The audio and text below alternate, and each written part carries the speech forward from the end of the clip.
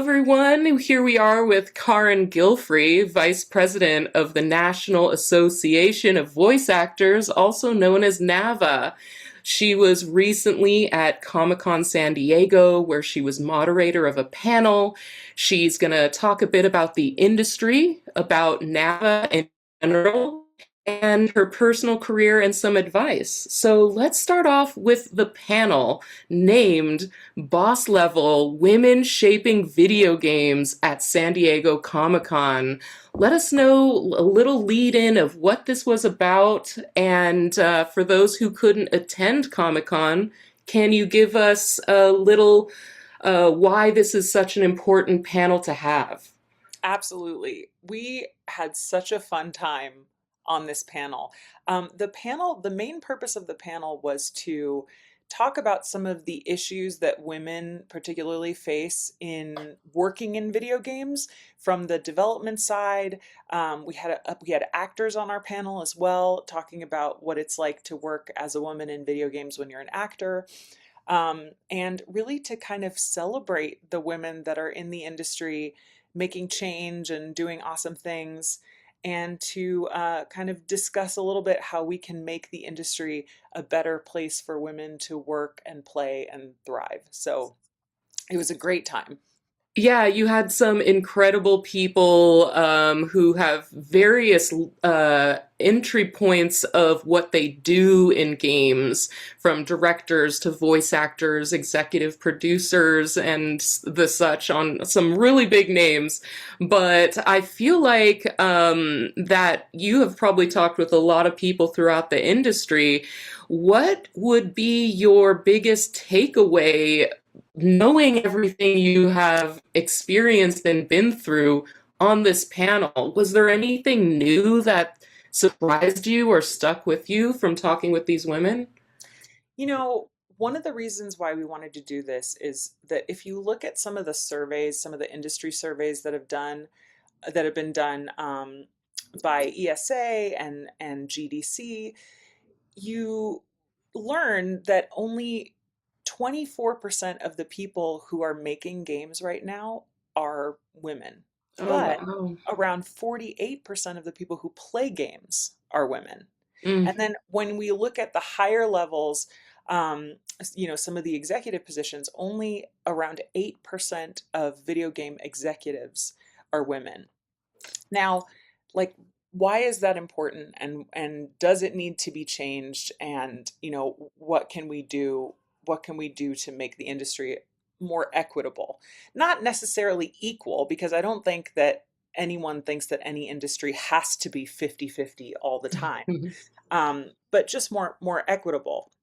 Um, and one of the things that the women on the panel said was that they really appreciate the men in the industry that open the door for them. hmm Because if you're not in the room, you can't advocate for more women to be in the room. So having the men in the industry say, you know what, I really value a different perspective. I really think that it's important to have another voice in the creation of this game, or a female character that's the lead of the game. And having the men kind of say, this is something that we care about, and this is something that we are, advocating for, is really, really helpful. And that was one of my big takeaways from this panel. Um, yeah. Yeah, I totally hear you, and it really takes everyone working together, man or woman, we don't Absolutely. really get to choose, it's just kind of there we are. We don't choose where we're born, we don't choose where we live generally. It's kind of like, well, this is it. Why bring me out because I'm a woman? Like, that doesn't impact anything really. And as for the representation, like you were saying, having women in these creative roles for actors, directors, producers, how do you think once we're in there, how does it actually change the stories that players experience? Or or are there any games like these that you would like to highlight that have a higher woman's influence? You know, um, it's interesting because I think that people, when they think about game creation, they really think about software development mostly. And Interesting. that's not really what we're talking about. Video games are some of the most, maybe even the most creative form of entertainment that exists, because you're not just creating a world where you have each individual scene like in a movie and you have to dress the set for that individual scene, or you have to create props or characters just for that individual scene. No, if you have a troll in your game, you can like walk over to the troll's house and what is there? Like you have to populate an entire world Yeah. of different places that people can go. And so you have, you know, roles like composing and writing and set design and costume design and character creation and acting and directing, voice directing, as well as, directing of scenery and different things like that. So I think having as many different perspectives as you can in your game can really only be helpful to bring more people in to play the game. We talked a little bit about uh, games like The Last of Us 2 Hmm. and the new God of War Lao Fei that's come out. And with God of War, there was huge online backlash when people found out that Kratos' wife was going to be the lead character instead of Kratos. There was a lot of online backlash about the way that she looked and whether or not she was attractive enough for people Hmm. to play. Um, and the game itself is absolutely beautiful. I think when you have a male lead in a game, there is not nearly as much online chatter about the looks of the character. Um, and with The Last of Us, we see that having a female lead can be incredibly powerful in a game. And if people thought the game was not going to sell because there was a female lead, they were very wrong, because that was one of the best games of all time, I Yeah. think. um, so yeah, I think having women in the room who can share perspectives that are maybe outside of what we normally think that the AAA audience wants, to me, it's only helpful. So I know this game is a little older, but for me, one of those impactful moments that made me recognize the importance of women maining in games was Mass Effect 3 and playing as the female shepherd. And actually, I went and even got her autograph. She was autographing at a new game store, and to be able to meet a woman like that and know that this is such a huge game really changed things for me and what I was paying attention to Yeah. in games. So I really love what you're saying there, and I agree. Having more people in the room, men and women, like equally, if that can happen, does bring on a whole audience that might just come just because there's not that many women maining in games or things like that. So And Jennifer Hale, who plays Commander Shepard, is an absolute legend. yeah.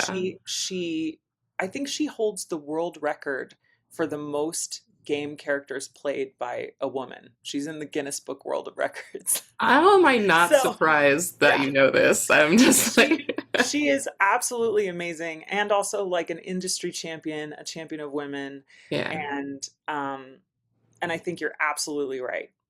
yeah. Yeah. Well, I appreciate you agreeing. Yeah.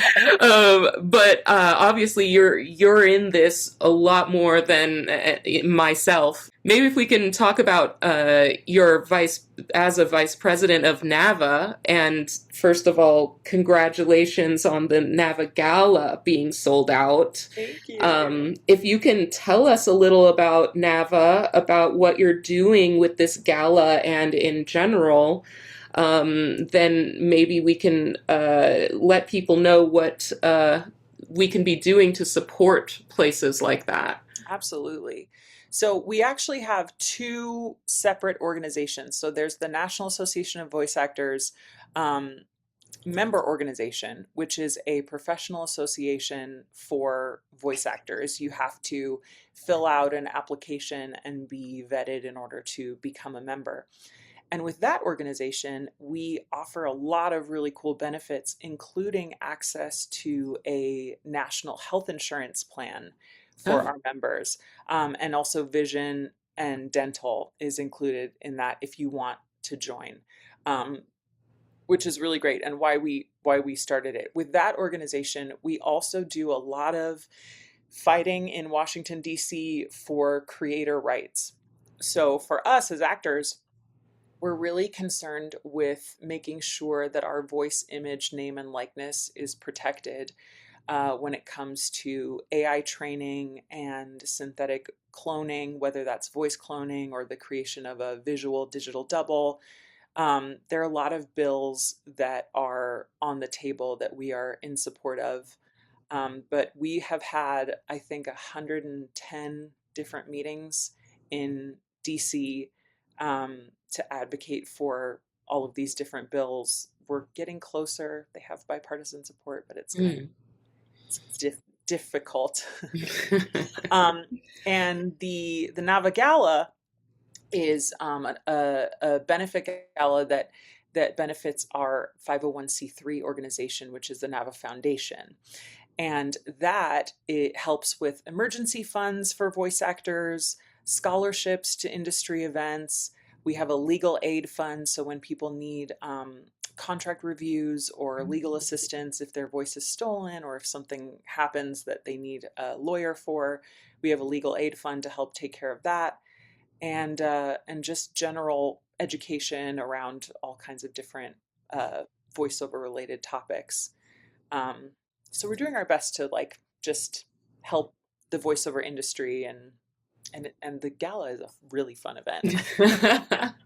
So I am hearing you're giving just so much resources and support. And so would you say to start off people to go to your website and see what there is to offer? Yes, the best thing to do would be to go to the NAVA website, which is navavoices.org, NAVA voices.org. And there you can sign up for the mailing list if you want. You can get more information. We have lots of resources there. We also do at least one or two free and donation-based classes a month. Wow. So if people want to come and just kind of like check out what voiceover is about, or if you are a voice actor and you want to come and take classes, it's all taught by really high level industry professionals. And like I said, it's either free or pay what you can. And they're all online. So it's a fun thing to sign up for the mailing list because you get to meet other voice actors and be in classes and stuff. Wow, I'd say that that's definitely something, even if you were even considering voice acting or just anything in the industry, there to sign up and see what connections and resources you can get. So that sounds amazing. Thank you for sharing that. Of course. I would like to kind of end things with more of your personal insight and your career because you've worked across many areas: games, commercials, narration. And in your career, just since you've done so much, what has been the most rewarding part of your career so far, and what advice would you give to anyone trying to break into voice acting? And I know NAVA is probably very rewarding too. You can say that if you want, but I'm just curious from your experience and perspective if there's something else. You know, I started off as an opera singer. I have degrees from USC and Juilliard, and I worked professionally Wow. for a long time in opera. Um, and the thing that I think is most wonderful about voiceover is honestly the community. In Mm. opera, everyone's really competitive, and there's a little bit of negativity that happens all the time. In voiceover, you will not find a voice actor who's not willing to help and support and lift you up in your career. As far as my professional projects are concerned, I've been one of the brand voices for CVS Health for a very long time, which I'm very, Awesome. very excited about and happy. I love narrating murder shows, I love that genre. I wonder right? if I've heard you before. Maybe. I've narrated a few shows for the Oxygen Network. Um, Mm. but the genre that I think brings me the most fulfillment is video games. And Wow. it's because in video games, you get to experience like the height of human existence. Every single thing you do is the most. So, like in one session, you might fight a group of people and be out of breath and then die. And not only do you die, but you die like every way possible. And they capture all these different deaths, like you die from burning, or you die from being shot, or falling off a cliff. You record yourself jumping. You record just all kinds of different scenarios. And it stretches you so much as an actor, and it stretches you vocally. And it is just so fun and absolutely fulfilling. So I have some really cool projects coming out in the next year that I can't talk about, but Mm. that I'm very excited about, and I just can't wait for more. Well, I guess that means we should be following you to see Yeah, what you've been sure. doing. What is your handle? I know what it is, but it's nicer coming from you. Yes, yes. I'm pretty active on Instagram, and my handle is at Carin Gilfry. So just CarinGilfry. And if you Sounds want to follow NAVA, we are at NAVA Voices. That is so exciting. I can't wait to see what you're up to next. Is there anything else that we haven't covered that you would like to let us know about, that you're allowed to tell us about? If not, and it's just, a piece of advice, um, that's cool too. So, one thing that's coming up that I'm very excited about is on March 5th, NAVA will be hosting a Creators AI Summit. Mm. This is a summit that will discuss human creators and how we can thrive in the age of AI. It's going to include lots of different Hollywood industries, mainly focused on TV, film, uh, and video games, and with lots of behind the scenes people, and hopefully we'll talk about some of the laws that are on the docket and or maybe passed by then. But that's going to be March 5th at the Skirball Cultural Center. um, we haven't released tickets yet, but keep an eye out because that information is coming soon. Exciting. Well, thank you again so much. We'll keep an ear out for your voice and an eye out on your Instagram. And thank you again for joining us today. My pleasure. Thanks so much for having me.